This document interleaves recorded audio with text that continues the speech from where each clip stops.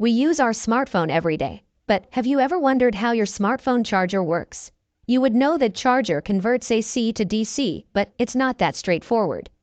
First, it converts AC to DC, then again back to AC, and then finally to DC.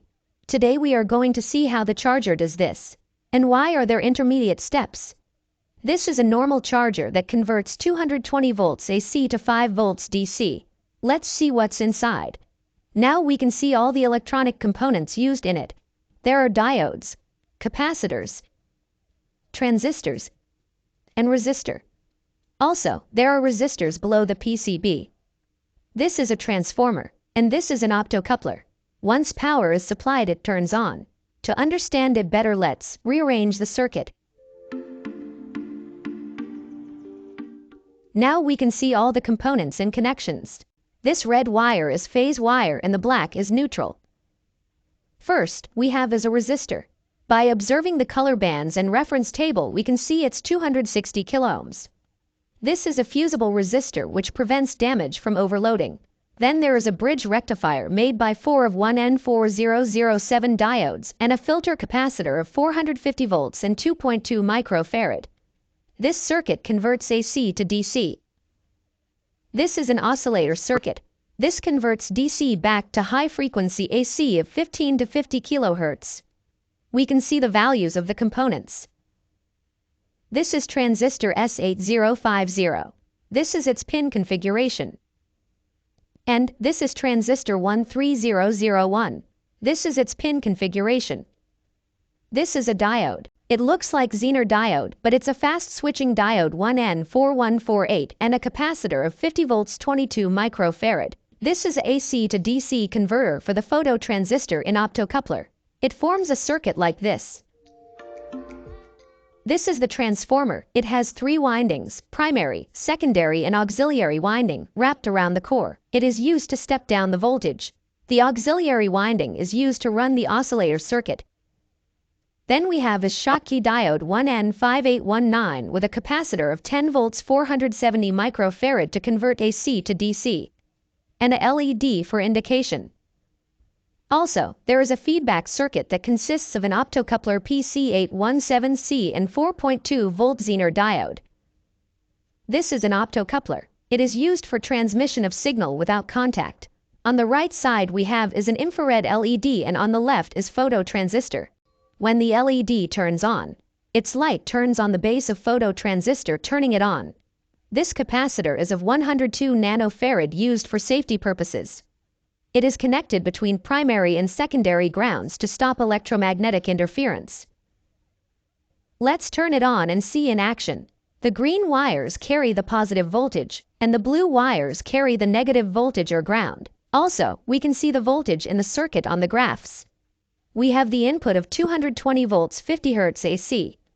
This is a bridge rectifier. It converts AC to fluctuating DC. As we can see, this fluctuating DC filters from the capacitor and becomes almost pure DC. We can see we have as DC in the circuit. Now, this current passes from the 2 megaohm resistor to the base of T1, turning it on. This transistor isn't fully turned on because of the resistance, it turns on partially. Due to partial turning on of the transistor, a low current passed from the primary winding of the transformer. This induces a low voltage in the auxiliary winding. The induced voltage now charges the capacitor, and then the capacitor fully turns on the transistor. As the transistor is now fully on, it allows the current to flow through itself. Now, this turns on the transistor T2. This shunts the base of the T1, turning it off. As the T1 turns off, the flow of current to the T2 is cut off. Now the current flows to the base of the T1 and the cycle repeats. This happens at 15 to 50 kHz, which is 1,000 times faster than the rectifier circuit. Hence, you would see that the rectifier circuit is stopped. At the same time, the voltage from the auxiliary also turns the diode on and charges the capacitor and flows to the optocoupler. This diode and capacitor convert the AC from the auxiliary coil to DC for the optocoupler. The current is also induced in the secondary winding.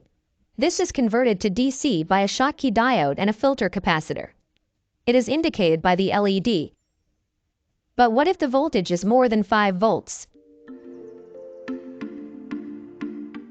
Hence we have as a feedback circuit.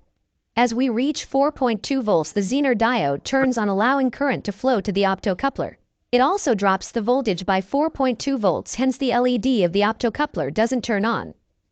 The LED requires 0.8 volt to turn on. When the voltage reaches more than 5 volts, this turns on the LED of optocoupler. The light of the LED turns on the phototransistor of the optocoupler, allowing the current to flow to the transistor T2. This turns on the transistor T2, shunting the first and stopping the flow of current in the primary winding. Also, the voltage in the secondary side of transformer drops below 5 volts, turning off the Zener diode and optocoupler, and the circuit continues to run normally. Now you would have the question, why not directly convert AC to DC than this? This is because, for the normal power supply, which is at 50 Hz, the size of transformer and the capacitors are large. They cannot be mounted in a small charger like this. Hence, in the charger the 50 Hz frequency is converted to 50 kHz. This reduces the size of the transformer and capacitor required in the circuit. So to change the frequency of AC, first we have to convert it to DC and then again back to AC. Now you know how the charger that we use daily works. Thank you for watching.